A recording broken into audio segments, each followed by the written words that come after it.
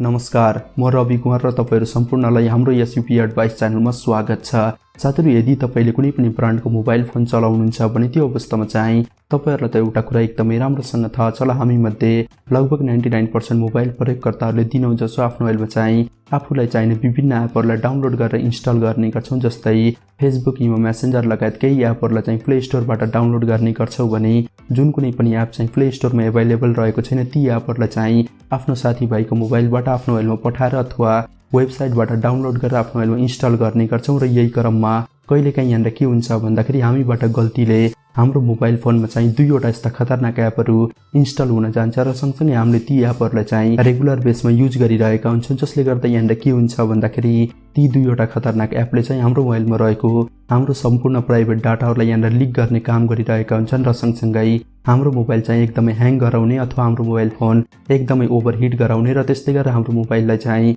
बिगाड्ने काम पनि गरिरहेका हुन्छन् र तपाईलाई यसको बारेमा कुनै अत्तो पत्तो नै हुँदैन, जसले गर्दा यहाँनिर के हुन्छ भन्दाखेरि भोलि बिहान तपाईमाथि अनेकौं सपनामा पनि नसोचेको थुप्रै समस्याहरू आउन सक्छ। तर अब चाहिँ तपाईले टेन्सन लिनु पर्दैन, किनकि आजको यो भिडियोमा मैले चाहिँ तपाईहरुलाई डिटेलमा प्रोसेसमा बताउने छु कि तपाईको मोबाइल फोन भित्र लुकेर बसेको कुन चाहिँ दुईवटा खतरनाक एपलाई चाहिँ तपाईले भर्खरै किन डिलिट गर्नुपर्ने हुन्छ भन्ने कुरा। यदि तपाईले भर्खरै मैले भने अनुसार ती दुईवटा खतरनाक एपलाई आफ्नो मोबाइलबाट चाहिँ डिलिट गरिदिनु भयो भने अथवा हटाइदिनु भयो भने त्यो अवस्थामा चाहिँ अब चाहिँ ती दुईवटा खतरनाक एप बनाउने व्यक्तिले तपाईको मोबाइल फोन भित्र रहेको तपाईको कुनै पनि प्राइभेट डाटालाई लिक गर्न सक्ने छैनन् र सँगसँगै तपाईको मोबाइललाई चाहिँ कहिले पनि बिगार्न सक्ने छैनन्, यो मेरो ग्यारेन्टी रहेको छ। त्यही भएर आजको यो भिडियोलाई एक सेकेन्ड पनि स्किप नगरिकन अन्तिमसम्म हेरेर मलाई साथ दिनु होला। यदि तपाईले पनि आफ्नो मोबाइल फोन भित्र लुकेर बसेको कुन चाहिँ दुईवटा खतरनाक एपलाई किन डिलिट गर्ने हो भन्ने कुरा जान्न चाहनुहुन्छ भने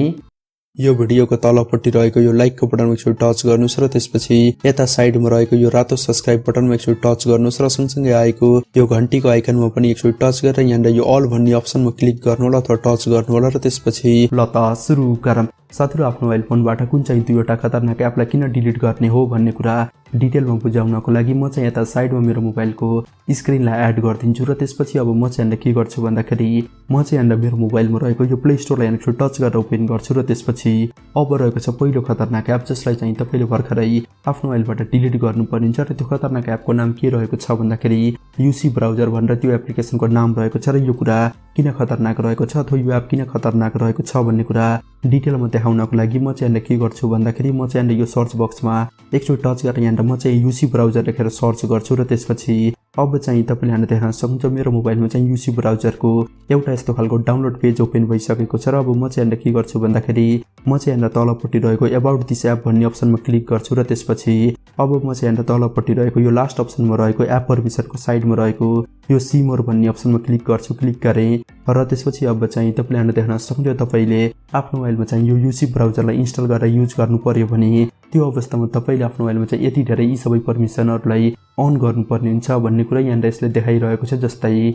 तपाईले यहाँ माथिपट्टि देख्न सक्नुहुन्छ यदि तपाईले आफ्नो मोबाइलमा चाहिँ यो युसी ब्राउजरलाई डाउनलोड गरेर युज गर्न खोज्नु भयो भने त्यो अवस्थामा चाहिँ तपाईले आफ्नो मोबाइलमा camera permission, location permission, storage permission लगायत यहाँनिर तलपट्टि देख्न सक्नुहुन्छ थुप्रै परमिसनहरु देखाइरहेको छ। तपाईले चाहिँ यी सबै परमिसनहरुलाई यहाँनिर अन गर्नुपर्ने छ, तब मात्रै तपाईले आफ्नो मोबाइलमा चाहिँ यो युसी ब्राउजरलाई यहाँनिर अन गर्न सक्नुहुन्छ अथवा युज गर्न सक्नुहुन्छ भन्ने कुरा यहाँनिर यसले भन्न खोजिरहेको छ। यसको अर्थ के हुन्छ भन्दाखेरि जस्तै तपाईले यहाँ माथिपट्टि देख्न सक्नुहुन्छ क्यामेरा र त्यसको तलपट्टि यहाँनिर देख्न सक्नुहुन्छ टेक पिक्चर एन्ड फोटो भनेर लेखेको छ। यसको अर्थ के हो भन्दाखेरि यदि तपाईले आफ्नो मोबाइलमा चाहिँ यो युसी ब्राउजरलाई युज गर्न खोज्नु भयो भने त्यो अवस्थामा तपाईले आफ्नो मोबाइलमा अगाडिपट्टि र अथवा यहाँनिर पछाडिपट्टि रहेको यो क्यामेराको परमिसनलाई यहाँनिर अन गर्नुपर्ने हुन्छ, जसले गर्दा यहाँनिर के हुन्छ भन्दाखेरि यो युसी ब्राउजर एप बनाउने व्यक्तिहरुले अथवा यो युसी ब्राउजरमा काम गर्ने व्यक्तिहरुले इजिली तपाईको मोबाइलमा अगाडिपट्टि अथवा पछाडिपट्टि रहेको यो क्यामेराद्वारा तपाईको फोटो भिडियोलाई यहाँनिर क्लिक गर्न सक्छन् भन्ने कुरा यहाँनिर यसले लेखिरहेको छ। र त्यस्तै गरेर तपाईले यहाँ तलपट्टि यहाँनिर देख्न सक्नुहुन्छ यो एप्लिकेसनले चाहिँ तपाईको मोबाइलको लोकेसन एक्सेसलाई पनि लिएको छ, जसले गर्दा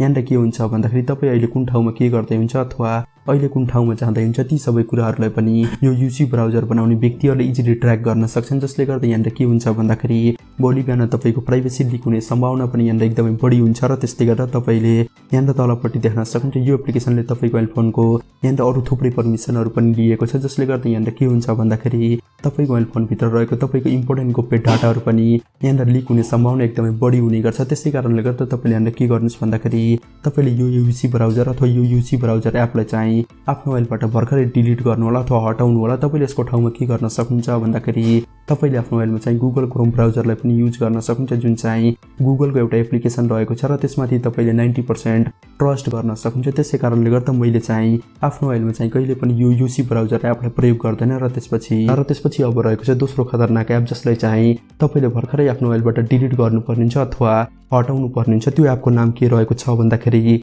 जस्तै तपाईँले यहाँनिर देख्न सक्नुहुन्छ म चाहिँ यहाँनिर के गर्छु भन्दाखेरि म चाहिँ यहाँनिर एन्टिभाइरस लेखेर सर्च गरेँ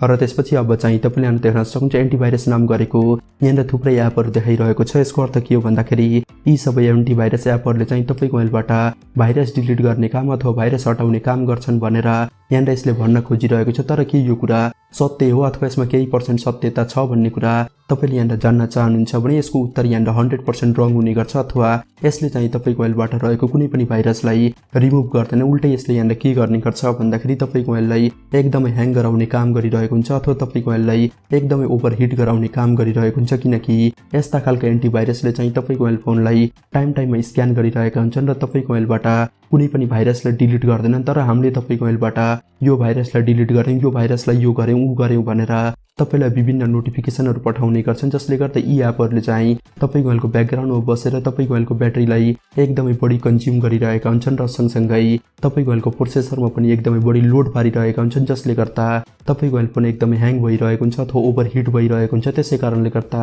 तपाईँले चाहिँ आफ्नो मोबाइलबाट यस्ता यी सबै खतरनाक अथवा यी सबै घटिया एन्टिभाइरसलाई भर्खरै आफ्नो मोबाइलबाट डिलिट गर्नु होला र यदि तपाईँले आफ्नो मोबाइलमा चाहिँ कुनै पनि भाइरस नपसोस् भन्ने जस्तो तपाईँले चाहनुहुन्छ भने त्यो अवस्थामा चाहिँ तपाईँले यहाँनिर के गर्न सक्नुहुन्छ भन्दाखेरि तपाईँको मोबाइलमा रहेको यो प्ले स्टोरभित्र चाहिँ एउटा by default antivirus app install रहेको हुन्छ र त्यो सेटिङलाई अथवा एउटा सेटिङ इन्स्टल रहेको हुन्छ र त्यो सेटिङलाई तपाईँले कसरी अन गर्न सक्नुहुन्छ र त्यो सेटिङलाई कहाँबाट अन गर्ने हो भन्ने कुरा म चाहिँ तपाईँलाई यहाँनिर देखाउन चाहन्छु। त्यसको लागि चाहिँ तपाईँले यहाँनिर के गर्नुहोस् भन्दाखेरि तपाईँले चाहिँ यहाँनिर दुईचोटि ब्याक गर्नु होला र त्यसपछि अब चाहिँ तपाईँले यहाँनिर माथिपट्टि यता साइडमा देख्न सक्नुहुन्छ एउटा गोलो आइकन रहेको छ, तपाईँले यसमा एकचोटि टच गर्नुहोस् र त्यसपछि अब चाहिँ तपाईँले यहाँनिर तलपट्टि रहेको यो प्ले प्रोटेक्ट भन्ने अप्सनमा क्लिक गर्नु होला। म चाहिँ यहाँनिर एकचोटि टच गर्छु र त्यसपछि अब चाहिँ तपाईँले यहाँनिर माथिपट्टि देख्न सक्नुहुन्छ एउटा सेटिङको जस्तो आइकन रहेको छ, तपाईँले यसमा एकचोटि टच गर्नुभयो भने त्यो अवस्थामा तपाईँले यहाँनिर दुईवटा सेटिङहरू देख्न सक्नुहुन्छ अथवा दुईवटा बटन देख्न सक्नुहुन्छ। तपाईँले यी दुईवटा बटनलाई अन गरिदिनु भयो भने त्यो अवस्थामा अब यहाँनिर के हुन्छ भन्दाखेरि तपाईँको मोबाइलमा रहेको यो सेटिङले चाहिँ एन्टिभाइरस जस्तै काम गर्नेछ भन्नाले